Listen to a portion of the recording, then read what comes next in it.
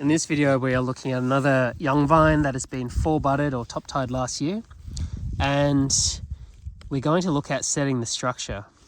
Now as you can see, the initial vine is here and it was 2 budded. One of those canes has gone really well, and then it was 4 budded last year, top tied to the wire.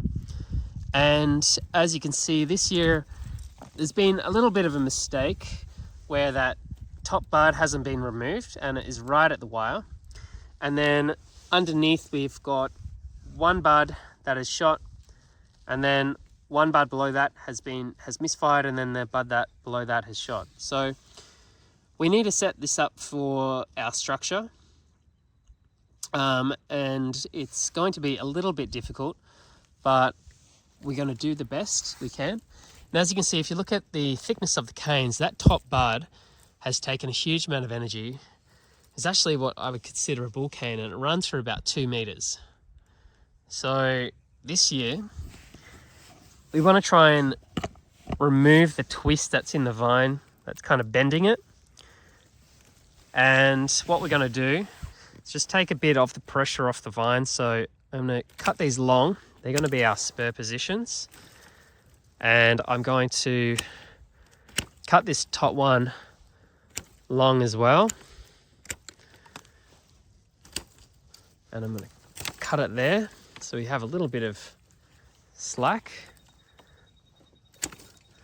All right, now we have a bit more play in the vine and it's not all bound up. So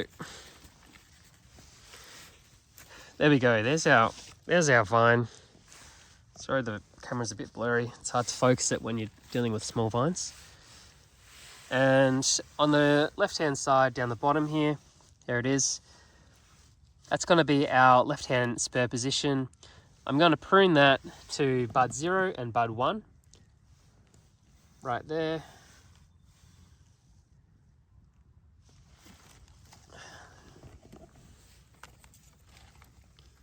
There you go. That's bud 0 in there, bud 1 on top. And that will be our left hand spur position. On the next shoot that's up there, it's getting a little bit high for our cordon wire, but I'm going to prune that again to bud 1 here and bud 2. That becomes our left and right spur position. So I'll do that now, make the cuts, making safe cuts just like in the demonstration videos here.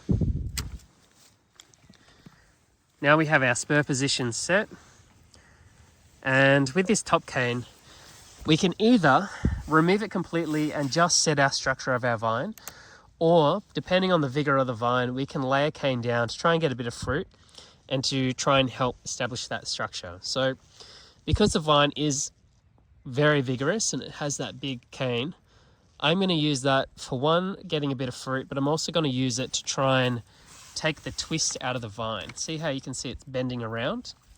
So I'm going to prune it back to 4 to 6 buds, doing a bit of a longer cane and knocking some off if I need to. And then I'm going to bind it along the wire in a way that's going to stop the vine from twisting like that and moving our spur position direction, and twist it back so the spurs become left and right. Now that was much easier said than done. As you can see, I've got this cane up here wrapped down, 1, 2, 3, 4, 5 buds up top. I'm going to come along and shoot thin the ones off this bend here because they're going to be in a really bad spot anyway. Just keep the buds on top. And then because I've been able to bend it around, it has readjusted the direction of my trunk, and I've now got my spur on the right side pointing directly in line with the wire, and the left hand side is also pointing in directly in the line with the wire, a little bit out more than the right. And it's going to be much better next year for our structure because that wood is now going to get thicker and firmer. So while those young vines still have a bit of flex in them, that is the time that you want to be really setting them up nice and straight and correct. The last thing to do, once you've sorted out your vine, just go along and do nice little crown cuts to remove anything that you don't want, any dead wood, just as we do on a mature vine. Just making sure you're doing crown cuts around the base and everything like that, because these young vines are easily damaged if you're not thinking about how big a cut you're creating. And there we go. And that is our young vine, and we're starting to form our structure.